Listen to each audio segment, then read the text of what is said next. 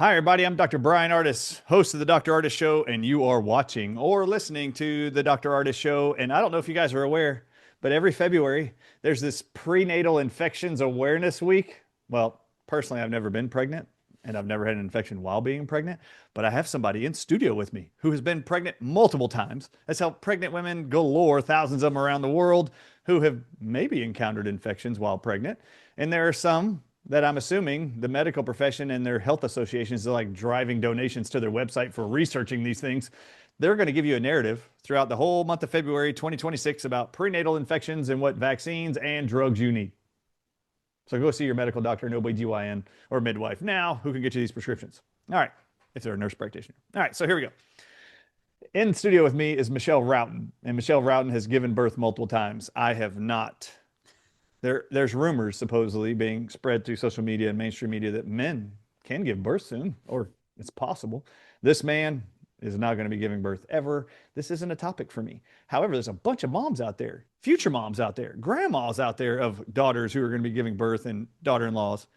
And if they have an infection, this would be of value to them to have this open dialogue. So we are going to be talking about everything you need to know about how to prevent, stay well and healthy throughout a pregnancy, so you don't have the stillbirths, miscarriages that is continuously marketed as the side effects of getting any of these infections while pregnant, which the medical profession is going to make sure you believe there's a vaccine and a drug for, and you need to be tested or not even tested. And we just need to inject stuff with your baby without even checking mom to make sure you have it. For example, the hepatitis B virus.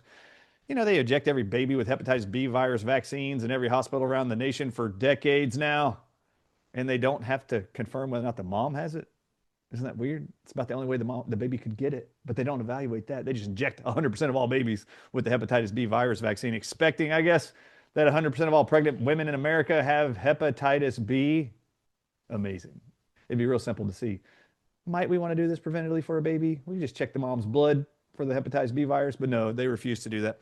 So, to spend time on this special edition of the Dr. Ardis Show with Michelle Rowden, one of my favorite people on the planet, again, it's time for us to discuss prenatal infections, of which I'm about to find out maybe she had one in one of her multiple pregnancies, but I doubt it. But if she did, I guarantee you she probably didn't get a vaccine. I bet she didn't. Oh, so let's open up the talking points here. I'm very excited to have Michelle Rowton back in studio. Thank you for being here, Michelle. Thank you for having me. You're awesome. I have to tell you this. Yeah, please do. They do check the moms for hepatitis B. Oh, good. Makes it worse. Oh, They check it in the first trimester yeah. and the third trimester.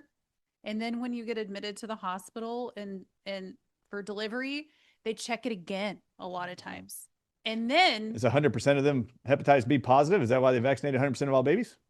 no, there's Oh, a very small percentage. I think the only kids I've had in my practice since I opened Wonderfully Made in 2020, mom is an orphan, grew up in an orphanage in Russia, and she's hepatitis B positive. And I've had one person from Asia. Everybody else has been negative. But they is your clinic in America? North Texas. But they still want to give every single baby the hepatitis B vaccine, I guess, in case, they have sex and get an STD or, use IV drugs on the way home from the hospital. I don't know. I mean, it's very obvious. I've been on stages with Sherry Timpany, the great DO out of Cleveland, Ohio, Michelle Rowton, Priscilla Romans, and others. And all these three, not like me. I've never worked in a hospital, but all three of them have, even ran ER centers. And I find it astounding that they want to vaccinate all these kids for a sexually transmitted disease. I mean, what do they think? All the babies being born to these women testing negative for hepatitis B, meaning they don't have it. And all the babies going into the nursery at the hospital when the lights go out at night. I've made fun of this. They must know something I don't know, that most moms don't know while they're sleeping in the rooms down the hall. Every nursery must be full of sex orgies of babies in the nursery in order to make sure we vaccinate them all. Or the other way, it's most common to get hepatitis B virus infection is from shared drug needles.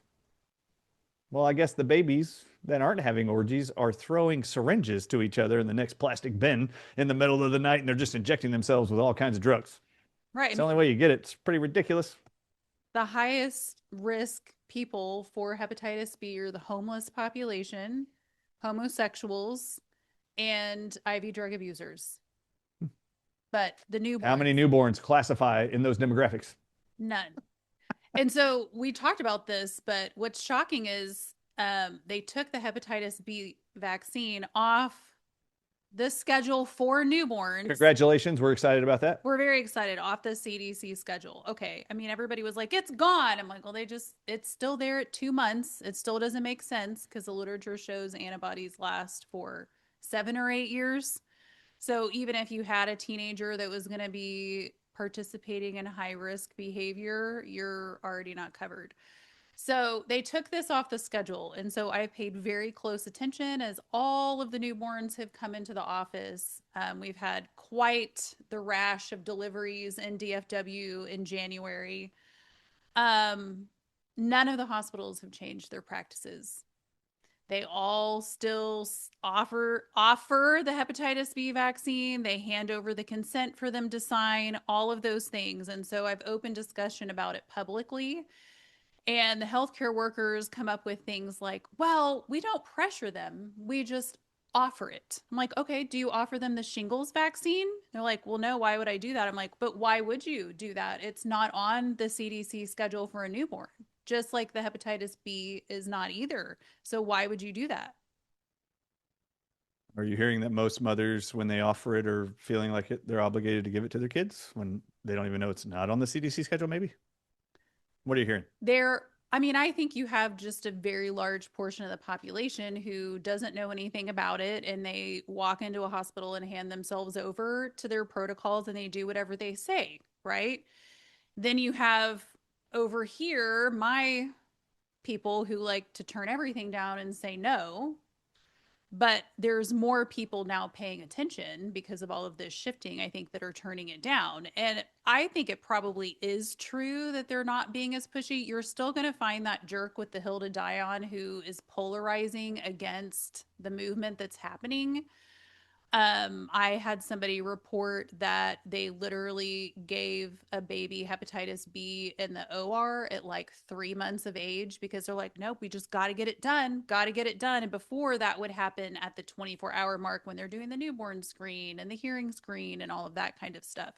So I think you're going to have some polarizing, but I think that these people feel justified because they're being nice about it. I'm like, you would be in so much trouble if you offered somebody's newborn the MMR, which is supposed to be done at 1, and then the parent said okay and you gave it. I mean, you should be in big trouble for that because it's not on the CDC schedule, right?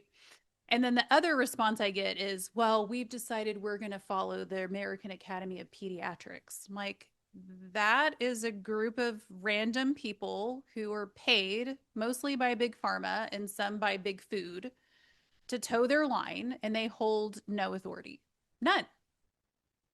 So instead of a group with authority to some degree, like the CDC, taking it off of their required vaccine schedule, you've got the unqualified group of people going, we still recommend them. And then some people and doctors and hospitals and neonatal units around the country going, we're going to listen to the AAP. So Go to the AAP website and you can find their current list of donors and look at who it is. Pfizer, Merck. I mean, it's all pharmaceutical. all the big vaccine makers. Mm-hmm. Yeah, very good. Yeah. All right, so that's the hepatitis B. We're all excited that they took it off the required CDC schedule. Don't fall for the we're going to be nice to you and still recommend it that you should get it. And because I'm wearing a white coat and a stethoscope around my neck, I'm the authority on health figure and I know what's in here. I would just recommend to everybody there right now. This is what I encourage you to do. I want you to look your doctor in the face for anybody who says, you know, it may not be a CDC required vaccine anymore, the hepatitis B virus vaccine at age 24 hours. It may not be required, but we still recommend it. I want you to look at them and just say this. I'm not telling you not to do it. And don't tell your daughter-in-laws or daughters not to do it when your grandbaby's being born. Don't tell them not to do it. Tell them to do this instead. Look at the doctor and go like this. Great. Thank you, sir, for recommending it. I'm sure you care about my baby as much as I do. Can you please tell me 3 ingredients in the hepatitis B vaccine that you believe provide benefit to my kid? And then I'll do it. Or think about doing it. And just watch the affect not show up, watch them get angry and upset because they can't tell you anything about the shot. And then I'd like to ask you, I invite you to do one thing. Ask them, how does Chinese hamster ovary cells help my child beat hepatitis B virus? Because it's the first ingredient in the hepatitis B vaccine. Chinese hamster ovary cells. How does that help anybody beat hepatitis B? All right, now everybody, just listen to me. If they can't tell you that's in there, they don't know what's in the shot, but are going to tell you they recommend it. How weird is that? We recommend you do this. We think this is good for your baby, even though the CDC took it off their required status. Just ask them, thank you. You must care about my kid a lot. Thank you for helping my kid get born here in this hospital. He's alive. Thank you. Wasn't as much as an emergency as it might have been back in the pioneer days. But can you please tell me any of the 3 or 5 or 6 ingredients inside of the hepatitis B vaccine for me to consider, and then educate me on how it actually helps my kid beat the hepatitis B virus in the future? And if they can't answer you, why would you ever do it? And then you might want to go look up yourself what's in that thing. You have time to sit there. You have a phone, get on the internet and type in vaccine excipient summary, Appendix B from the FDA and the CDC and read it. You'll see hepatitis B. The first ingredient is Chinese hamster ovary cells. Then my next question for you is this, Michelle. What organ does the hepatitis B virus infect? I hope she gets this right. Liver. The liver. Ding, ding, the liver. Good. Notice the first ingredient in hepatitis B vaccines is not Chinese hamster liver cells. No. It's Chinese hamster ovary cells. And they abbreviate it CHO. So, Michelle, can you explain to me how ovary cells from a hamster can help a human beat a liver infection? No idea. Do you see any problems with injecting ovary cells into every male and female in America? Boys don't have ovaries, so every male born in America is told they need that too. What good does it do to inject ovary cells from any mammal, I don't care who it came from, into a male? How does that help you boost your immune system against anything? No idea. Okay, great. If Michelle can't explain it and your doctor can't explain it, why the hell would you do it? All right, that's number one. We're done with that one. All right, so let's go into prenatal infections because Michelle and I could talk for literally like 6 days straight, and it would be entertaining to us. Maybe not to you, but to us, it would be a fascinating discussion. All right, let's go into prenatal infections outside of hepatitis B. We've discussed that one, I think. Oh, what do you want to talk about? Groupie, strep? Yeah, so is that a common prenatal pregnancy threatening infection that can lead to possible miscarriages and stillbirths, as the medical profession tells us? So, group B strep is potentially dangerous to the newborn if the newborn is infected during the delivery process. Okay. So, what they do is at 36-ish weeks, they swab every mom's cervix and her butthole for Hep B. Yummy.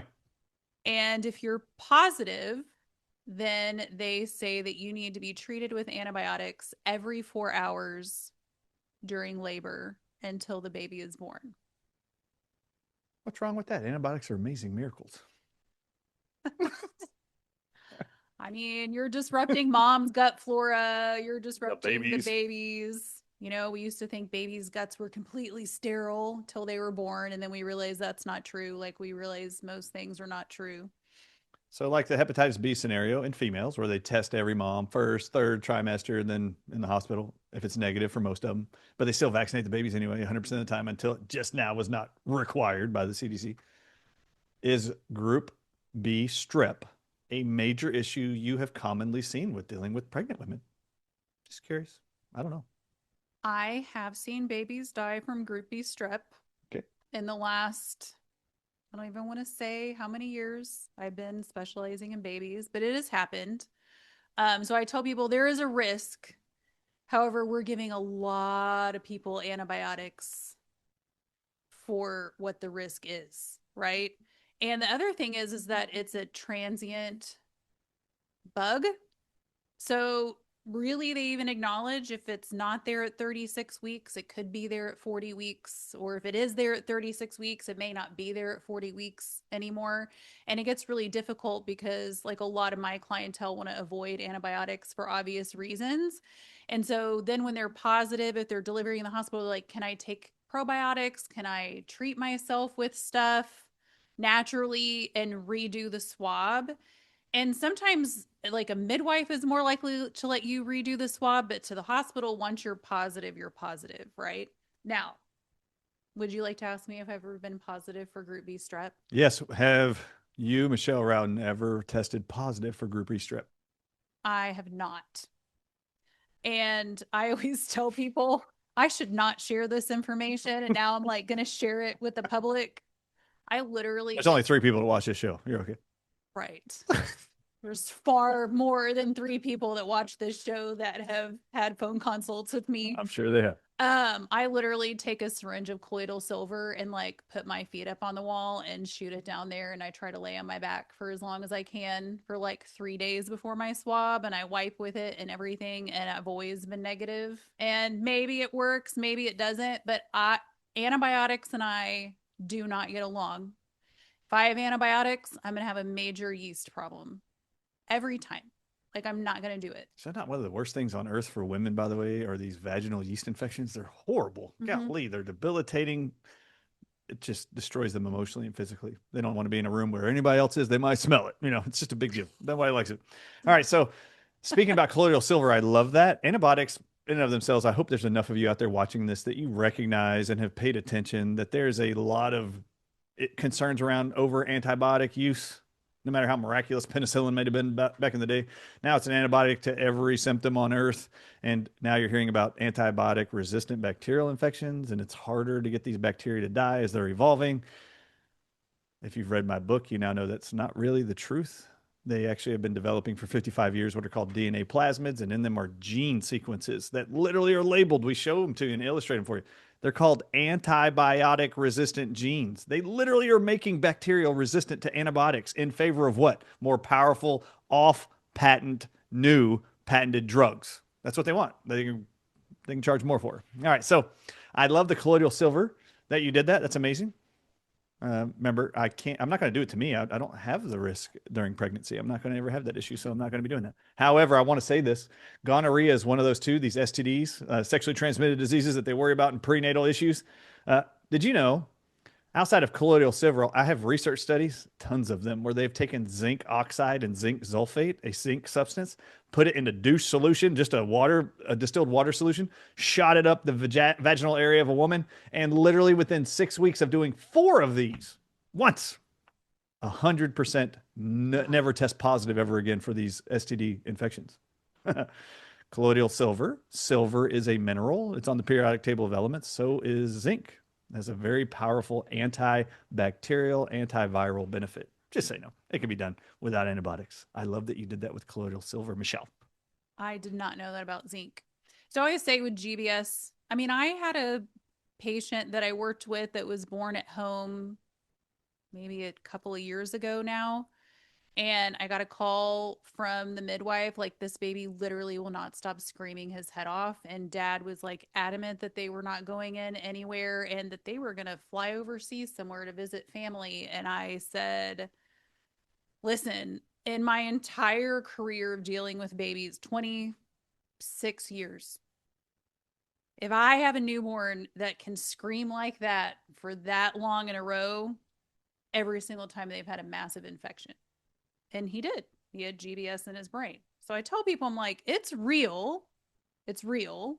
But then I have all of these people who are like, I'm not going to do the antibiotics. And so we have to watch those babies really closely for 48 hours. Something I've dealt with advocacy is that my crunchy folk go into the hospital, they don't want their antibiotics, and they want out of there at 24 hours. And the neonatal staff is like, no, you're GBS positive, you didn't get treated, you're staying for 48 hours. And they're like, it's fine, I'll just leave AMA. And they're like, we're going to call Child Protective Services on you if you leave.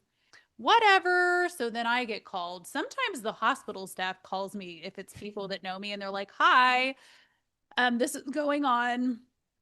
They don't trust us, they won't listen to us. Or a family friend or somebody calls, or the mom actually calls my work phone, and I go, hey, If you truly want to leave AMA and you don't mind CPS being called, I will see you tomorrow. Even if it's a Friday, if it's a Saturday, I'll come in on Saturday or Sunday and see them. I try not to work on the weekends, but I will do that. I go because I do want to make sure the baby's okay, but I also want to show that you provided appropriate medical care for this baby. And this is why the most of the kids are going to pop within 48 hours, and then there's always going to be the very small percentage of latent onset of infection, right? If you feel like going home now instead of 24 hours from now is worth having an open CPS case for the next 5 months because it's the government and they're understaffed and they suck at their job and all the things, um, I fully support your decision and I'll see the baby tomorrow. But if you're thinking that maybe it's not worth it to like have that cortisol surge at 3 in the morning while you're trying to sleep, that you're freaked out that you have a CPS case open, maybe it's not worth the 24 hours. I'm like, super. And I really do believe it. I'm like, it really is your choice. Here's all of the information that you have. You get to make your choice. And when they think that, they're like, ooh, I don't think that that's worth it. I think I'm going to stay. And every once in a while, one leaves, and I'm like, okay, I'll see you. Like, what time was the baby born? What time are you leaving? Like, I'll see you at 11 or 3, like, whenever the time makes the most sense. Are we going to get close to? I can't help you at midnight, right? But like, are we going to hit the 48-hour mark or whatever? And so, I think that it's one of those things in the medical system where we need to actually have more open discussion and more discussion of the data, unless this is what we're going to do to literally everyone. I mean, Parkland in Dallas is the state hospital, and they just give literally everyone a penicillin injection when they walk in the door just for GBS because that's their clientele and they can. And so, like, you can have it that bad too, where they're going to give it to everyone, whether they're tested negative or not. Parkland's the only place I've heard of doing that, right? But all of this kind of has to stop. We have all of these intelligent parents walking around that want all the data and they want to make an informed decision, right? See, this is why we talk to everybody. This is why I have people like Michelle Rowton on the show. She's a wealth of knowledge around, what is this? GBS, Gram, B, Group Group B, B Strep, strep. GBS. As soon as I saw the acronym for the prenatal infection, I was like, Guillain-Barré syndrome is a prenatal infection. I didn't know they did that. And I was like, what is the GBS? Oh, okay, got it. Group B, Strep. Sorry, Guillain-Barré syndrome, not necessarily an infection, usually. Okay, but it is. Affects the nerves. All right, so this is why we interview people, though, so you can get this information. How incredible is it that Michelle knows this information? I didn't know all of the 48-hour issue with Group B strep, but this is super helpful for everybody out there. Anybody watching this, if you end up in a hospital and some kids got Group B strep, why would you be afraid to sit for 48 hours? You can say no to anything you want. Just stay there and let them observe, I would assume. And if you need help, Michelle Rowton can come in and see you on Saturday and Sunday. Wonderfully well, wonderfully made in McKinney, Texas. Come on out. She's willing to help you. It's amazing. So that's awesome. All right. Now, outside, is there anything else about Group B strep you want to educate people on? Mm-mm. Okay. I think that was perfect. Uh, you might want to consider colloidal silver. You're going to learn about it anyway if you go hang out with some That more was not natural people. was not medical That advice. is not medical, but you can go learn more about the potential health benefits of colloidal silver, zinc sulfate I mentioned earlier, zinc oxide. I have the research studies. It's pretty amazing. And just, some of the infections that are considered prenatal infections that they make people aware of in the month of February, how to prevent those and how to treat those. Just want you to know, I did an entire presentation on research studies on minerals, vitamins, and herbs that are known to cure people, literally eliminate all positive findings in the blood, vaginal canal, you name it, of multiple sexually transmitted disorders, including the ones they're mentioning are prenatal infections. So I've already done that. Go download and watch or download the PowerPoint, Natural Solutions to STDs. And I have a ton of them in there. Zinc sulfate and zinc oxide are one of those in a douche form, which was amazing. And they show you there was no longer detected gonorrhea after just 4 weeks of doing 4 rounds of a douche distilled water with zinc. How amazing is that? I guarantee you your infectious disease doctor is not going to recommend zinc. Yet there's research studies where it's 100% effective. It's amazing. All right, so one of the other ones I think I'd like to talk to you about, Michelle, Usually, when you look at a list of prenatal infections that people worry about, I find this very shocking that toxoplasmosis comes up as on the list at all. Okay, so before we get into this one, what's my issue with toxoplasmosis showing up as like the second most commonly diagnosed infection in a pregnant woman in America? Okay, do y'all know what toxoplasmosis is? It's a parasite infection. Do you know what medical doctors are told in med school throughout America? For my whole life, parasites do not exist in America, MD, so do not listen or even go looking for them. They don't exist. Wait. How do pregnant women get them? As the second most threatening infection for stillbirths, birth defects, and their babies, how can a parasite infection called toxoplasmosis be known to medical science in America about pregnant women being threatened with it? But your medical doctors, all of them that graduate med school, are told parasites don't exist in America. How is that possible? And only in the wake of COVID has there been a looming opening awareness to many MDs that ivermectin's in our CVS and Walgreens and has been for decades. That's an anti-parasitic drug for humans, and only humans go to these pharmacies. Wait a minute. Is there something to the idea that parasites might have a link to cancer diagnosis and ivermectin and fenbendazole and hydroxychloroquine, which are anti-parasitics, helping with these conditions? Now there's a lot of talk about parasites being an unknown issue in America. No, it's been known by many of us. You guys are all late to the party. But for some reason, I found it shocking, Michelle Rowton, that toxoplasmosis was listed as number 2 behind Group B strep as a most common prenatal infection. How is that possible in a country that doesn't have parasites? Those dang cats, man. It's those dang cats. How many pregnant women have cat litter that they eat, inhale, lick? I don't know. I don't get it. I have asked this many times. I have had cats my entire life. Every time I get knocked up, they test me for toxoplasmosis. Still don't have it. But every time I get pregnant, my husband goes, "Damn it. Now I've got to change the kitty litter." Okay. Once every year is probably a good idea, buddy. Yeah. It's like, you are now on cat litter duty for the next 9 months. Sorry about your bad luck. Super funny. Yes. All right. So you haven't tested positive for toxoplasmosis. No, I got to wash my hands. Have you had anybody come in as a patient who was diagnosed with toxoplasmosis, was worried about the kid that you had to treat or try to attempt to treat or take care of? I'm just curious. Have you ever had it? Very rarely, yes. Okay. And in the NICU, I've had maybe a handful of kids in all of the years that I was there, but it is kind of gross. Like, it gets in it seeds off the placenta and attacks the baby. It loves blood. So there's a lot of blood in the placenta. So that's one of those torch diseases where it's, if you are infected with it during pregnancy, that it can really cause a lot of harm to the baby. Like herpes is one, if it's a primary infection, not a subsequent infection, things like that. Yep. All right. So maybe I'll take this one. So I'd like you to ask your OBGYN, your gynecologist, your midwife, if you test positive for toxoplasmosis and you know that you have been secretly eating cat litter and that's how you got it and you like it, it tastes like those Pop Rocks you used to have as a kid. Remember those candies? And you think cat litter tastes like that? That's where people most often get these things from, cats and their cat litter. Parasites in the litter. How'd it get there? The cats pooped in there. That's how it got there. So it's the defecation process of the cats and the kitty litter box next to your toilet. And for those of you like eating it, licking it, sticking your hands in it just to feel it, I don't know. How do you get it? If you got toxoplasmosis, been diagnosed with it, there are very, very safe, all natural ways to attempt to handle that. So, for example, we have the biodefense product at the Dr. Ardis Show. It actually says on the bottle, antibacterial, antifungal, and antiparasitic.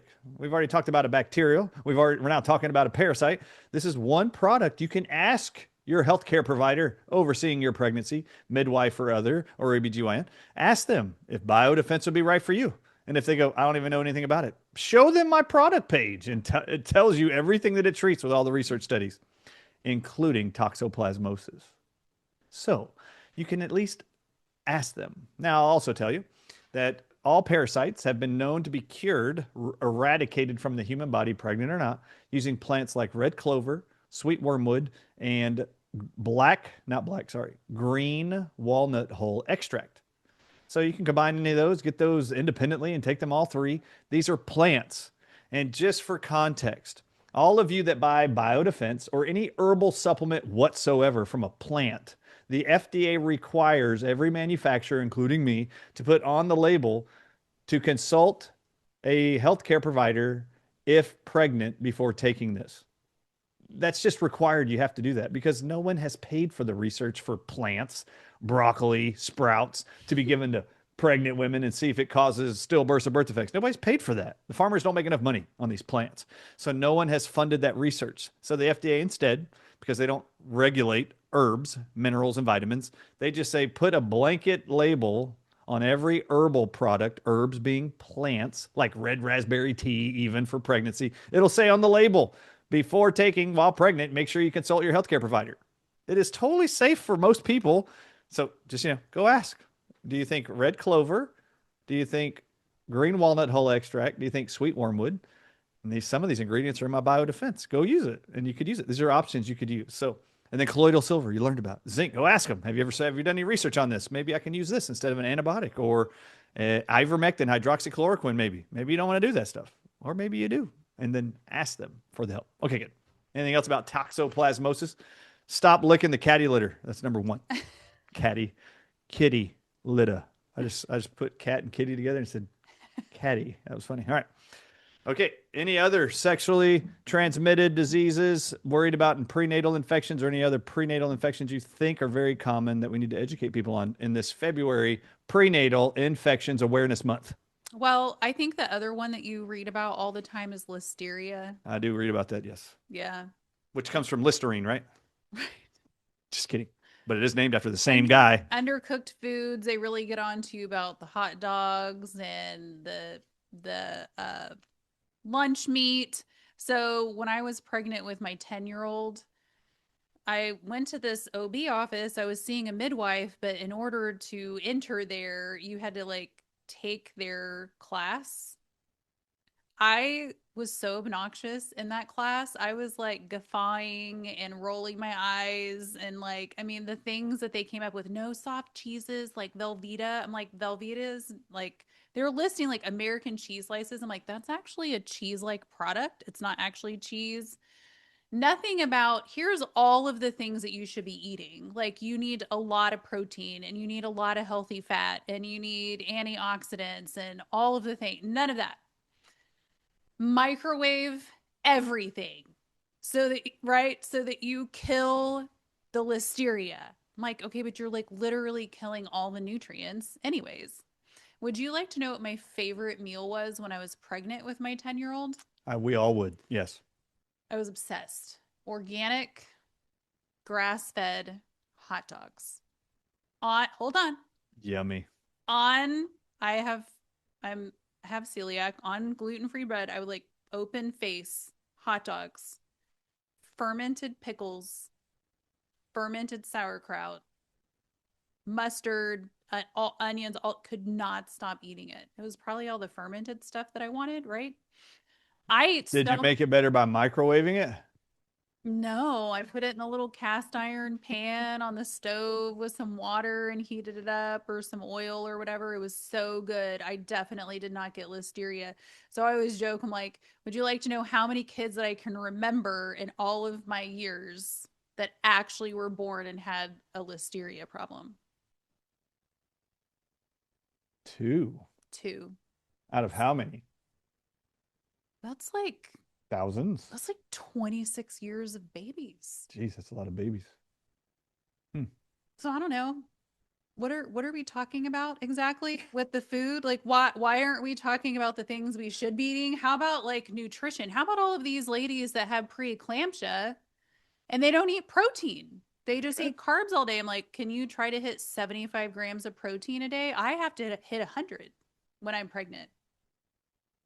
And even then, I can still get a little dicey at the end about pre-E, right? But they're eating like carbs and sugar all day. When I was in practice, every autoimmune case, which I primarily focused on, I'd give them a sheet of paper that had a list of all foods and the amount of protein in all of them. And then I would tell them the goals, the amounts I want, breakfast, lunch, and dinner. If you're going to eat all three meals, you have to hit this much protein to help me heal you.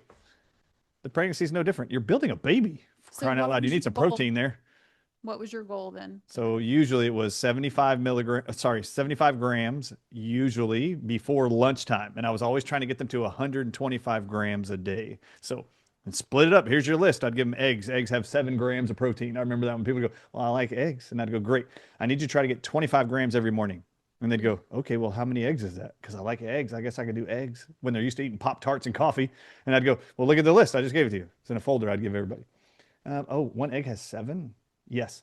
Oh my gosh, I have to eat like 3.5 eggs. Yeah. Well, I can only do 1 or 2. Well, if you're going to get it from eggs, you're going to have to eat that many eggs. So it was one of the biggest things to get people converted to was the idea of how necessary and essential protein was in their diet. No, it's a big deal. I like that you were preaching that during pregnancy too. Well, it is hard for people. I mean, I say 75 grams and they look like they're going to pass out and fall out of their chair. Like, okay, if you're just eating protein at every meal, you can hit 75, right? But Amen. it's like I can hit 100 easy. And so then I go, you're pregnant. I mean, I get it. You feel a little gross. Then you're big and like there's not a lot of room or whatever. It's like, okay, what's the cleanest like protein? I have to start adding that in, like collagen into my tea, just trying to get it in. But I mean, these people are eating 20 grams a day and then they can't figure out why the wheels are falling off the bus, you know? So we digress into preeclampsia, but that's really what shocks me about the listeria scare is that the risk isn't really that high, but they spend all this time telling you not to eat things that are like gross and not good for you anyways and not real food. And then maybe you are having real food, but we're going to microwave it, which destroys nutrients. And that's the advice they're given, all based on listeria. Have you noticed, this is new for me, but have you noticed a trend that I see is very popular right now, especially as now we're new grandparents?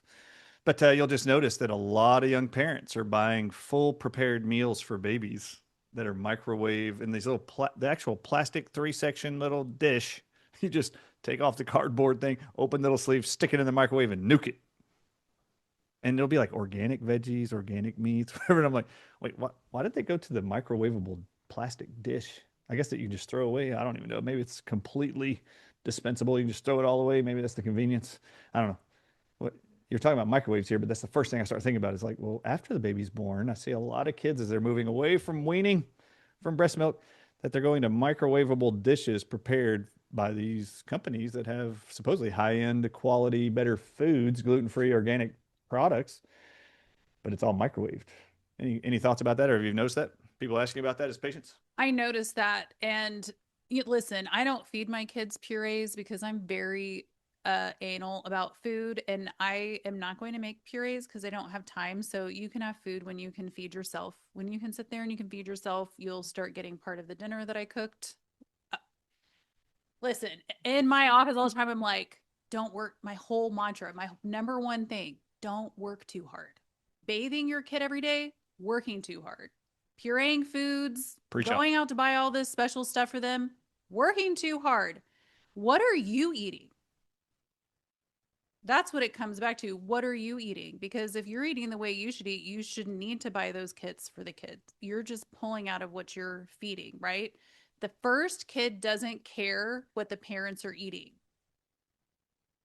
Every other kid that you have wants what the oldest one has, right? And so they'll get away with it for a little while. Like, we're going to eat pizza and I'm going to buy this organic blah, blah, blah for them because I want my kid to do better. But they all get old enough where they're like, well, I just want to eat the crap you're eating. And then when they get to the next kid, none of it works because they're looking right at the siblings and they want what the siblings have, right? And so it all goes back to what are you eating? And if you're not eating well, your kids aren't going to eat well. And if you are eating well, you don't need all this weird, fancy, microwaved, blah, blah, blah things that you're ordering in. This is like the coolest part of the whole conversation. I love common sense. I like rational thought. This is amazing. I love it. Do you know what I was thinking when I was listening to you, Michelle? Just talk about what you found with your own kids. Don't work too hard. If whatever you're going to be putting in your mouth, make sure it's healthy, and just give it to your kid. Right? Mhm. Then it's not a lot of work to figure out what you're going to feed them versus what you're going to feed yourself, and then have little kids growing up and watching you going, "Hey, I just want to eat what crap you're eating." Okay, this is like simple parenthood 101. Very basic. Love it because man, a lot of parents, young parents are overwhelmed trying to figure out what they're going to feed their kid. They want better for them than they give themselves. It's kind of like dogs and cats, right? I challenge all my patients. Hey, I still see Dr. Pepper on your food journal. You say you don't want rheumatoid arthritis. I keep showing you the data that these kind of foods increase inflammation and pain, but you still keep drinking it. Why do you keep doing that? And they'd go, I don't know. It's just so good. I have a hard time letting it go. And I'll go, so do you really want to be out of pain? Okay. How about this? I'm going to give you a challenge.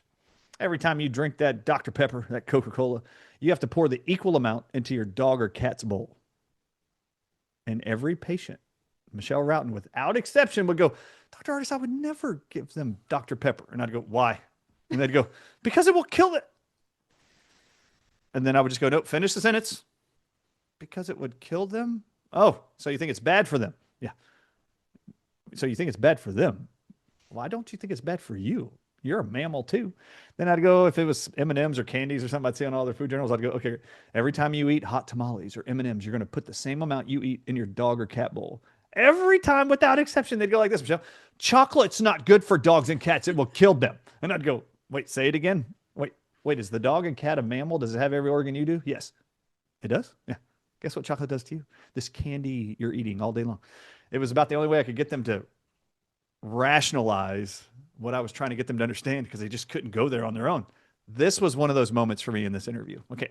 Parenthood 101, how to feed your kids. I am so Okay. dying right now. Okay. So I just have to say here, this is really funny. What I was thinking while watching you was, wow, everybody should listen to Michelle Rowton instead of Oprah Winfrey. No, I used to say this all the time. People would bring up Oprah Winfrey shows to me in practice or talk about whatever. Oprah was really hot when I was younger. She was on TV every day. And I'd go like this. I'd like to know why every mom and every wife in America tunes in on pins and needles to watch Oprah Winfrey tell America how to be a good mother and a good wife, of which she's never been either one of them.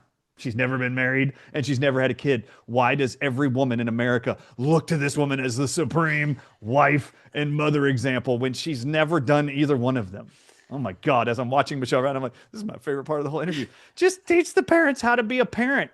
You are a parent. You've been a parent. Okay, great. Love it. Thank you for Perfect. entertaining me, Michelle.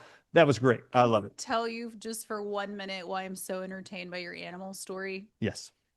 I inherited my aunt's African gray parrot. Ooh, She's 27. those live a long time. She's 27 this year.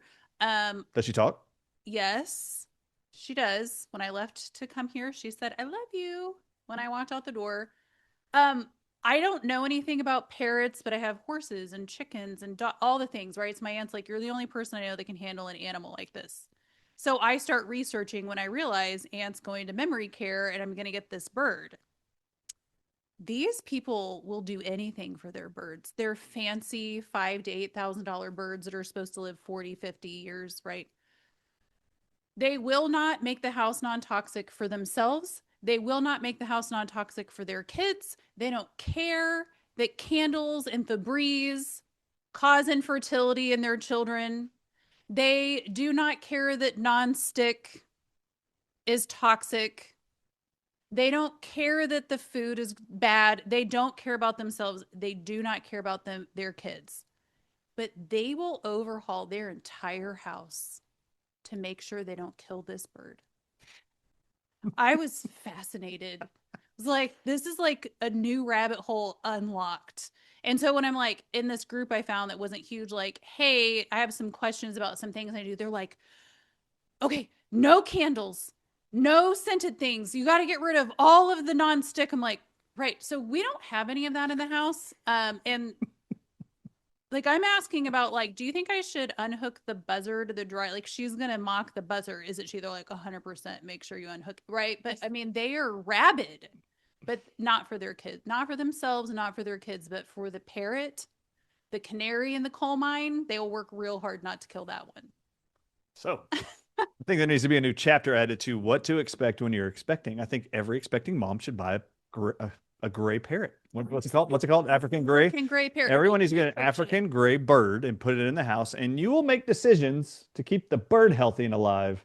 And the impact will be a less toxic environment for you, your children, your grandchildren, and your dog and cats. Isn't that hilarious? The things you learn here at the Dr. Ardis Show. Fascinating exploration of parenthood 101. Yeah, I had to do this with all my patients. Bring it back to reality for them. You have any pets? Yeah, good. Would you do this to them? No. Wait, you're right. Beer and wine every day. You still have it. I told you that creates candida yeast infections. Lady, do you have a dog or cat? Yes. Would you put beer and wine, please, in her dog bowl whenever you get home? Every time you drink it, would you do that? No, I would never do that. Well, okay, why not?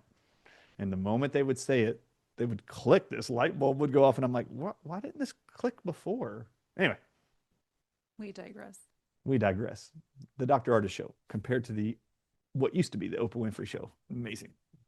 All right, Michelle. Now everybody's going to want to know if I test positive for Group B strep, and my kid does, and I'm at hour 24. How do I get a hold of Michelle Rowton? That's what they want to know. Kid actually test positive for Group B strep, you will do exactly what the staff says and keep your baby alive. If you test positive for Group B strep, I don't have my plan in front of me, but there are things that you can do. To me, the smartest thing is to go, hey, I know I'm going to get swabbed for this at my 36-week appointment, or ask like, okay, I'm 34 weeks. I'm coming back, or I'm coming back when, and what are we going to do next time? Like always asking like, what is it you do at the next visit? Because they have a plan. They're going to offer you the flu shot. They're going to offer you the Tdap. They're going to offer you the RSV vaccine now. They're going to offer you the COVID. Like they have their plan. So every time you need to go, and what are we going to do next? What are you going to offer me? What are we going to talk about? Like, are there going to be tests? Are there going to be medications? Like ask them, write them down, and then go look them up. Don't walk blindly into an appointment and not know what they're going to do. And then you're like, I'm not really sure. I always tell people you can always put something back. You can always put something in later that you said you didn't want. We can't take it back out once it's in, right? Amen. And so ask about that and be proactive. That's, to me, that's the easiest way to go about it, and then hope for the best. And if you're positive at that point, then you need to have a frank discussion about like what the actual statistics are with your provider so that you can make your decisions. I love all these recommendations. All right, so where can people find you? Wonderfully Made Wellness Sanctuary, which is wmwsanctuary.com. Very good. What's your personal cell phone number so they can call you at 3 a.m., like you mentioned earlier, when they start getting independent? This number is 469-631-0023. People, I do have a second cell phone that I carry that people can contact me on, and sometimes your people do find that number. They might even blow me up on WhatsApp from India. That happened once, and I thought it was a scam. And when I finally got a hold of the dad, he was like, I've been trying so hard. He called Priscilla At gracecare.com. like, I'm so sorry. That's hilarious. Yeah. That's funny. All right. So is there anything in the world of hospital systems right now outside of the change in the required CDC schedules recommendations for the hepatitis B virus vaccine within 24 hours? Is there anything else you're seeing right now you just want to make sure everybody's aware of that you're seeing in hospitals that you're like, please take notice? There are issues. Lots of people are sick. Kids are sick. Moms are worried. If there's not, that's fine. I was just curious. People are kind of naive right now because of Bobby Kennedy and what he's doing, like from our side, and they're very excited about what's going on. And some of them are walking into hospitals and children's hospitals and kind of having verbal diarrhea and thinking that everything is safe now. And they're not being careful with what they share or their words. And it is very polarized. Like you might walk into, like I had someone very prominent in our community went in with a broken bone and said last time he took a kid in for stitches, he's like texting me like, I'm going to tell them this. I'm like, oh my gosh, can we not do CPS? Like, don't say that. Just get out of it. I mean, because the kid cut himself in the house and they wanted to give the Tdap, not the immunoglobulin, but it bled everywhere. And he's a farmer. He knows everything about tetanus. And he's like, these are a bunch of idiots. I'm going to tell them all this. I'm like, let's just shush and leave, right? He said he went into the children's hospital last time with the broken bone. And when they figured out the kids were homeschooled and all the different things. The doctor said, so I assume that your kids are up to date on their vaccines per their pediatrician schedule, right? And he's like, yes. And that was it. And he was like, ooh, that was a shift. Things are changing. I'm like, oh no, honey, you landed in front of the right person. That person already existed. You're still going to land in front of someone that maybe was a jerk before, and it really is rageful and off the hook now. So, yes, I think that we're living in the greatest time ever. I'm fully entertained that the AAP is being sued. It's a great time to be alive. All the things, okay?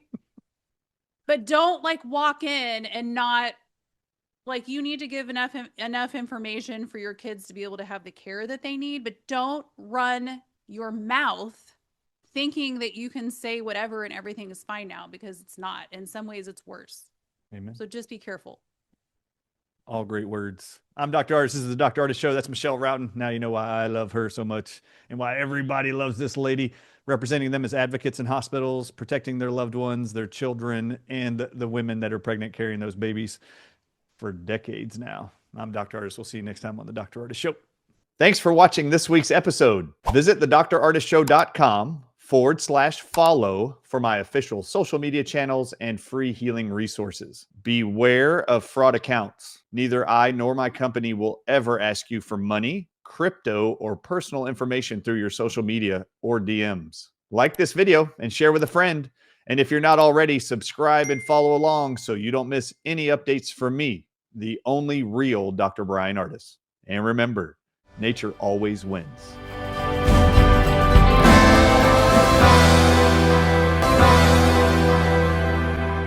Disclaimer.